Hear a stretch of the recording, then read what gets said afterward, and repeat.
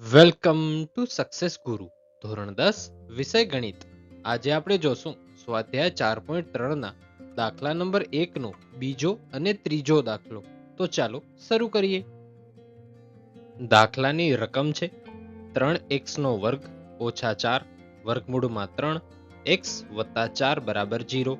આપણે આપેલ દ્વિઘાત સમીકરણના બીજના સ્વરૂપ શોધવાના છે અને જો તેમને વાસ્તવિક બીજ હોય તો તે પણ આપણે શોધવાના છે. આ દાખલો માર્ચ 2020 અને જુલાઈ 2023માં બોર્ડ એક્ઝામમાં પૂછાયેલો છે, માટે ખૂબ જ ઇમ્પોર્ટન્ટ રહેશે. તો ચાલો હવે જવાબ જોઈએ. દ્વિઘાત સમીકરણના બીજના સ્વરૂપ શોધવાની વાત આવે ને ત્યારે વિવેચકનું સૂત્ર ઉપયોગ કરવાનો.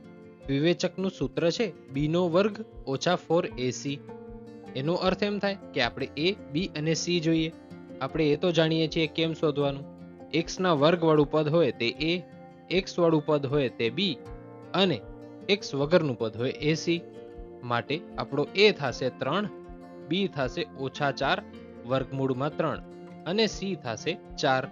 નિશાની સહિત લેવાનું. પ્લસ નિશાની હોય તો નિશાની ન લખો તો ચાલે, બાકી માઇનસની નિશાની સહિત લેવાનું. એટલે આપણે a બરાબર મળશે 3, b બરાબર મળશે ઓછા 4 વર્ગમૂળમાં 3 અને c બરાબર મળશે 4.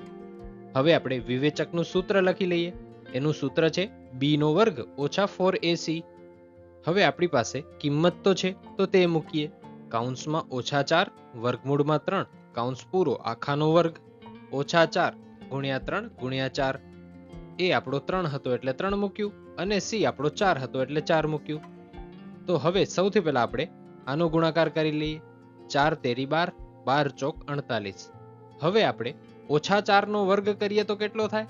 16 થાય. અને વર્ગમૂળ 3 નો વર્ગ કરીએ તો કેટલો થાય? ખાલી ટોપલી ઉડી જાય એટલે 3 મળી જાય આપણે. માટે આપણું આગળનું પદ થશે 16 ગુણ્યા 3 ઓછા 48. 16 ગુણ્યા 3 કરીએ તો કેટલા મળે? 48 મળે. માટે 48 માંથી 48 જાય તો 0 વધે. હા, હવે આપણે અહીં થોડું સમજવાનું છે. જો b નો વર્ગ ઓછા 4ac બરાબર 0 મળે તો બે સમાન વાસ્તવિક બીજ મળે. જો b નો વર્ગ ઓછા 4ac 0 કરતા મોટો મળે એટલે કે ધન મળે તો બે ભિન્ન વાસ્તવિક બીજ મળે. અને જો b નો વર્ગ ઓછા 4ac 0 કરતા નાનો એટલે કે ઋણ મળે તો કોઈ વાસ્તવિક બીજ ના મળે. અહીં આપણે b નો વર્ગ ઓછા 4ac કેટલો મળ્યો? 0 મળ્યો છે. તો આપણે બે સમાન વાસ્તવિક બીજ મળશે. તો લખવાનું અહીં b નો વર્ગ ઓછા 4ac બરાબર 0 હોવાથી આપેલ સમીકરણના બંને બીજ સમાન અને વાસ્તવિક છે. હવે આગળ દાખલો આપણે દ્વિઘાત સૂત્રની મદદથી ગણશું. તો એનું સૂત્ર છે x બરાબર ઓછા b વત્તા ઓછા વર્ગમૂળમાં b નો વર્ગ ઓછા 4ac છેદમાં 2a. આપણી પાસે આ બધી વસ્તુઓ તો છે. b આપણી પાસે છે ઓછા 4 વર્ગમૂળમાં 3. પછી b નો વર્ગ ઓછા 4ac કેટલું મળ્યું હતું? આપણે 0 મળ્યું હતું. તો આપણે 0 ને વર્ગમૂળમાં મૂકીએ તો જવાબ શું આવે? 0 જ આવે. તો માટે આપણે તેને લખશું નહીં, એ 0 જ છે માટે. અને એ આપણી પાસે છે 3. તો હવે આપણી પાસે બધી કિંમતો છે, સૂત્રમાં મૂકીએ. x બરાબર ઓછા કૌંસમાં ઓછા 4 વર્ગમૂળમાં 3 કૌંસ પૂરો છેદમાં 2 ગુણ્યા 3.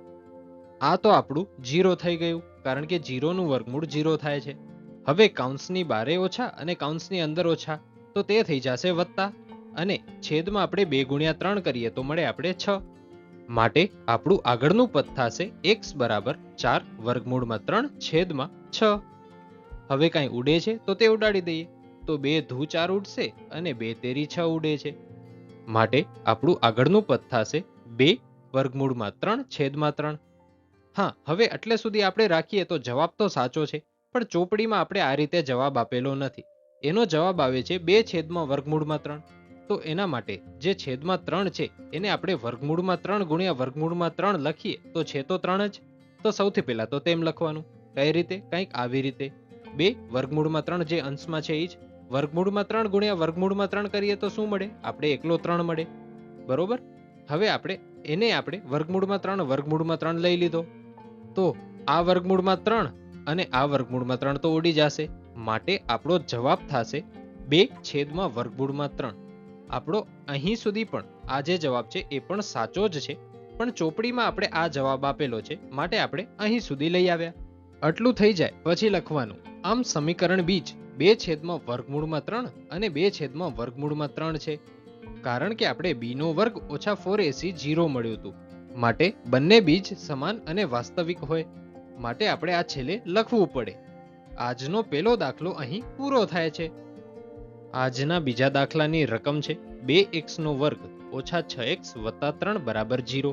આ દાખલામાં પણ આપણે દ્વિઘાત સમીકરણના બીજના સ્વરૂપ શોધવાના છે, અને જો તેમને વાસ્તવિક બીજ હોય તો તે પણ શોધવાના છે.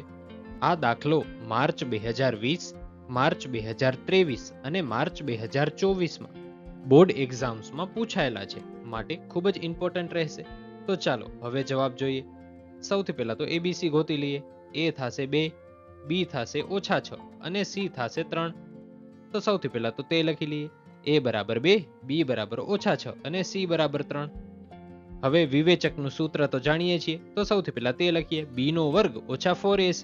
આપણી પાસે બી છે ઓછા 6, એ છે 2 અને સી છે 3. હવે તે મૂકીએ. ઓછા 6 નો વર્ગ ઓછા 4 ગુણ્યા 2 ગુણ્યા 3. ઓછા 6 નો વર્ગ થાય 36 અને 4 ગુણ્યા 2 કરીએ તો મળે 8 અને 8 ગુણ્યા 3 કરીએ તો મળે 24. માટે આપણું આગળનું પદ થશે 36 ઓછા 24. 36 માંથી 24 જાય તો આપણે મળે 12. 12 એ 0 કરતા મોટો હોવાથી આપણે બે ભિન્ન વાસ્તવિક બીજ મળશે.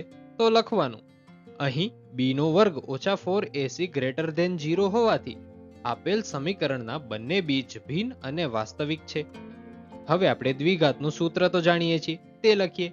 x બરાબર ઓછા b વત્તા ઓછા વર્ગમૂળમાં b નો વર્ગ ઓછા 4ac છેદમાં 2a. આપણી પાસે b છે ઓછા 6, a છે 2 અને આપણે b નો વર્ગ ઓછા 4ac મળ્યું 12. તો આપણે તે કિંમત સૂત્રમાં મૂકીએ. x બરાબર ઓછા કૌંસમાં ઓછા 6 વત્તા ઓછા વર્ગમૂળમાં 12 છેદમાં 2 ગુણ્યા 2. અહીં આ બંને ઓછા છે તો તે થઈ જશે પ્લસ. વર્ગમૂળમાં 12 એમના એમ રાખશું અને 2 ગુણ્યા 2 કરશું તો મળશે 4. માટે આપણું આગળનું પદ થશે x બરાબર 6 વત્તા ઓછા વર્ગમૂળમાં 12 છેદમાં 4. હવે આપણી પાસે જે વર્ગમૂળમાં 12 છે એનામાંથી આપણે ટોપલીની 12 શું કાઢી શકીએ? તો એના માટે 12 ના અવયવ પાડી નાખવાના. તો 12 ના અવયવ શું છે? 2 ગુણ્યા 2 ગુણ્યા 3 એ 12 ના અવયવ થશે. તો માટે આપણું આગળનું પદ થશે x બરાબર 6 વત્તા ઓછા વર્ગમૂળમાં 2 ગુણ્યા 2 ગુણ્યા 3 છેદમાં 4. હવે વર્ગમૂળમાં જ્યારે જોડી આવે ને ત્યારે વર્ગમૂળની બારે એક સંખ્યા આવી જાય, એટલે કે 2 ગુણ્યા 2 એક જોડી થાય છે, તો વર્ગમૂળની બારે એક જ બગડો આવી જશે અને અંદર એ બગડા દૂર થઈ જશે. માટે આપણું આગળનું પદ થશે 6 વત્તા ઓછા 2 વર્ગમૂળમાં 3 છેદમાં 4. હવે 2 થી આપણે ઉડાડી શકીએ છીએ. 2 થી 6 ઉડશે, 2 થી 2 ઉડશે અને 2 થી 4 ઉડશે.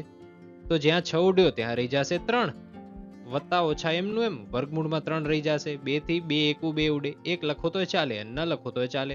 અને છેદમાં 4 છે, એ 2 દુ 4 થાય, માટે છેદમાં રહેશે 2.